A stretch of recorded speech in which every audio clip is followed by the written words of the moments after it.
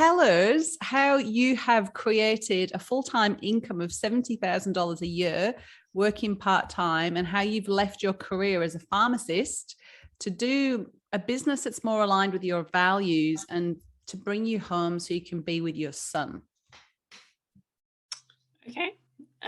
Well, I have to say that I started out doing it part-time and it's grown to full-time. So I do bake essentially 4 days a week. And then with admin and markets on top of that, it is 5 days a week. But, that is still fantastic. I'm still at home. I can still do the school run.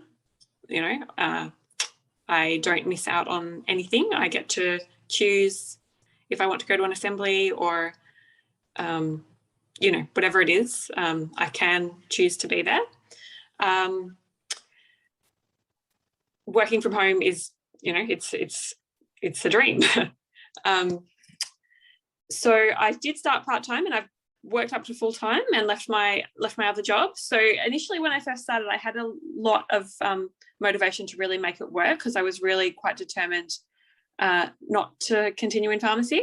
The opportunity to start Primal Alternative came at a time when I was able to really focus on it. I wasn't working at the time. I was at the very end of a long maternity leave.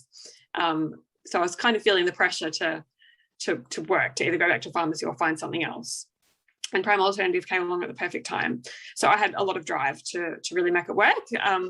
From the very beginning, I sort of had an idea of how I wanted it to look, how I wanted it to run.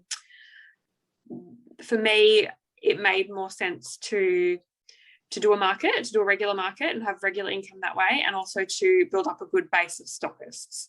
I felt those were the two most reliable streams of income for me. I felt that if I could get a good number of stockists going, and then rely on them to place an order regularly, then I would sort of have some predictability in where my income was coming from. They might order weekly or fortnightly, monthly. Some of them only order every 2 or 3 months, and that's totally fine. They obviously sell the stock from the freezer. That's totally fine with me. I still know when to expect their orders, and I still know that I'm going to be getting some regular income from them. And with a market, I started doing the market and I really, really loved doing the market. So to me, that was a no-brainer. Like, just do it weekly. Again, if you've got a good market, it's a good source of income and you know that it's going to be there. So that was important to me. I did need some predictability. Otherwise I would be, kind of stressed out about, money. So yeah, I guess that's basically it in a nutshell. That's how I chose to build my business. So that's how my business is structured. I either call around my stockists when I know that they're due for an order, or I try and have it set up with them so that it's either automated, they have a regular order, a regular standing order, or I do try and have them email me. So it's, not a, it's just less work for me if they email me rather than me having to call them. Having said that, that only works for some stockists, but I feel like I have a good balance, and I can still remember to call the ones that I need to. I have since I've structured my business that way, so that's how it works. That's how my business works for me. I have since starting. I have also built a website, which it's a secondary form of income for me. It's not. It's definitely not predictable. It's definitely not something that it's not my main source of income. It's definitely a secondary stream of income. I could probably put more effort into it, but currently the extra effort that I would have to put in, I don't know that it would give me the returns that I want. So I'm not fully prepared to do that at this stage. It might change in the future. I just I just adjust as I need to. Yeah, perfect. Love it. Thank you, Rosie. And I know that it's so. Thank you so much for sharing that, because I know, there's other Primalistas on the East Coast. I'm thinking of one in particular, Primalista Helen, not me. and she really loves the direct sales. She thinks it's much more a better use of her time to focus on direct customers. She doesn't have time to go to markets because she has a little one, and she prefers, she sees the margin higher on the the direct sale to the end customer, and so she's built her business like that. And I love how we can, and we can all find our way of what works best for you, playing on your strengths. And it's a bit of a trial and error, and go with what works and drop the rest. I totally agree. I think that can definitely work. That way of running a business can work.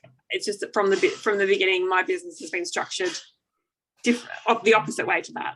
So she's structured her business to so that her routine is to contact her direct customers and build it that way, whereas mine is built in a different way. I'd have to go and start again, basically, if I was going to start focusing on direct to consumer, which it's not impossible, but it's just the way my business is running right now.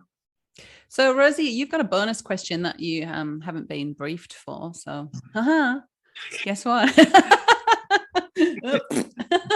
So the reason I'm going to ask you this question is because it's a question that I haven't covered tonight, but it gets asked a lot, and it's about territory.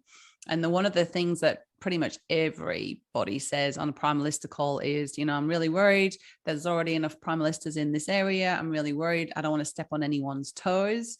And this is your 4th year with Primal Alternative, and you developed our amazing internal tool, which is called the Target Stockist Spreadsheet, which is basically a super easy to fill out Google spreadsheet where you say, I've gone to XYZ Cafe, I've dropped off a brochure, and I'm following up next week. So WA has got the biggest amount of stockists, the most amount of Primalistas, I think purely because that's where I am.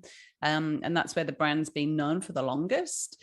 So you're living in the sort of metropolitan area, you're not in the far reaching, like I'm right on the south coast of Western Australia. We've got Susie right at the top in Karratha. And then we've got you in Perth metro area. So tell me a little bit about how Primal Alternative is a lot more of a collaborative community versus a sort of territorial, this is my patch, back off. Look, that's actually it's an interesting question. I think that the fact that WA has the most stockists and the most Primalistas shows that the rest of the country can really, we could use a lot more Primalistas, because WA has the smallest population, the population over east and in Queensland. I can't remember off the top of my head, but it's double, triple what WA is. So there is a lot of room for growth in, the entire, all of Australia. Working fairly closely with other Primalistas here in Perth, you build up relationships with them, and you help each other out if you need to. You go in on orders together. I think that answers your question.